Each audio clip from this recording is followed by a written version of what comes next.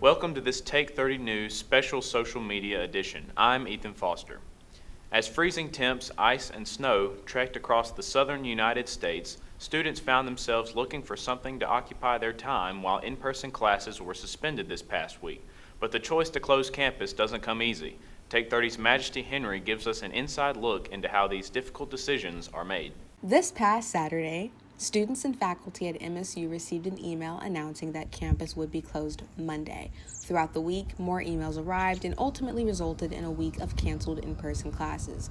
While many rejoiced and celebrated the break from school, a team of school officials, including Dr. Regina Young Hyatt, met and thoroughly discussed many factors to determine whether or not in-person functions would be put on hold. In any sort of weather event, we think about the ability for students who live on campus and or live off campus to get to campus. We also think about things like the disruption to the academic calendar. The top of the list is just the health and safety of people. With the introduction of remote learning due to COVID-19, the effect on the semester is minimal compared to previous semesters. Despite this, there were other struggles to be faced by students and faculty due to the inclement weather and closures throughout the city. So just making good decisions about your personal safety is really important, and also really paying attention to your mental well-being right now, because we have now several days ongoing where you're probably really inside a lot more, and also we're still dealing with the pandemic. Many are looking for other resources to help get them through the week. With on-campus resident advisors and campus police still functioning, Dr. Hyatt's advice is just ask. If you have a problem, if you need something, ask. Most of the entities on the university are available. They're just available remotely. So just reach out.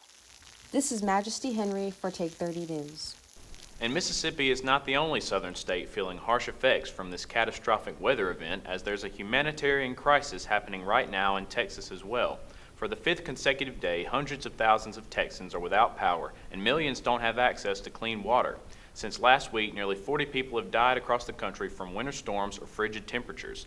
Now, more are potentially at risk as winter weather alerts stretch from Texas to southern New England. CNN's Daryl Forges is in Houston to explain. It's hard. The shelters are at capacity. There's no hotels anywhere. People in Texas fighting to survive. It's horrible.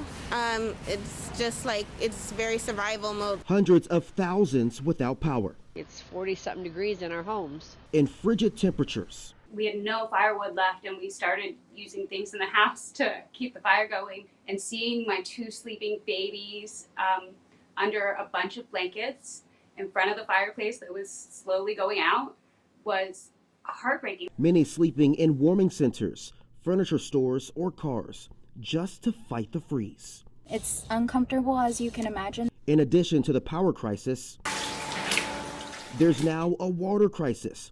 The brutal cold bursting pipes. So we're scrambling, trying to figure out, how do we turn this water off. Others, I'll take it. Thank you so much. without any water. It's unfortunate, a lot of people without water, so we're doing what we can. Gas. 50 miles I had to drive to get these 2 gallons so I can run a generator overnight. Or food. It's very stressful to be in a cold house, and if you're in a cold house, you're definitely not eating any warm food. Then when you go out, you can't find food. Unrelenting winter storms are sweeping east across the United States, including Texas, bringing more risk of misery and death. I'm nervous. In Houston, I'm Daryl Forges. NASA's latest Mars expedition hit a major milestone. The rover Perseverance successfully landed on the red planet after being launched nearly 7 months ago. Touchdown confirmed. Perseverance safely on the surface of Mars, ready to begin seeking the signs of past life. Traveling over 12,000 miles per hour as it entered the top layer of the Mars atmosphere, Percy entered a nerve-wracking 7 minutes involving a series of events that needed to go perfectly. NASA engineers celebrated as Percy landed, mission accomplished. This starts a multi-year exploration of the Mars landscape utilizing its 20-plus cameras. Breakfast with the Bulldogs, an event started by the MSU Alumni Oktibbeha County chapter, aims at drawing alumni interest in the area with virtual meet and greets of local professionals and MSU athletics personnel. But due to the recent shutdown of the city due to winter weather, this past Thursday's event was put on ice as well. Organizer Carol Moss-Reed hopes their upcoming speakers can help batter up some interest. We met at Starkville Cafe and we met at 7:30 instead of 8:30.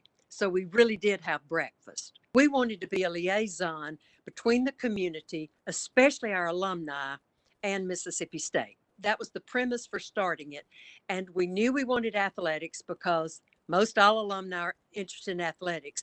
Like so many other things have in the past year, one of the most famous Louisiana traditions looks a little different this year. Take 30's Alan Piggies has more on the Cajun celebration. Parades were canceled, bars were closed, crowds were suppressed. Mardi Gras joy was muted this year in New Orleans as city officials tried to stifle the spread of coronavirus. Instead, people have been driving and walking past thousands of homes decorated as house floats.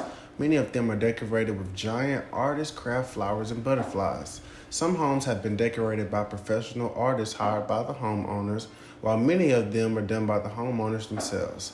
Mardi Gras, or Fat Tuesdays, the annual pre-Lenten bastion celebrated along most of the Gulf Coast, with the biggest celebration being, of course, in New Orleans.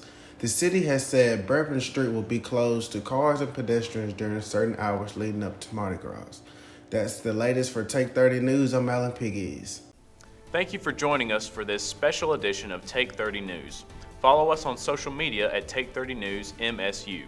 From all of us here at the Mississippi State University campus, we wish you all a safe, healthy, and warm weekend. Take care, and thank you for watching.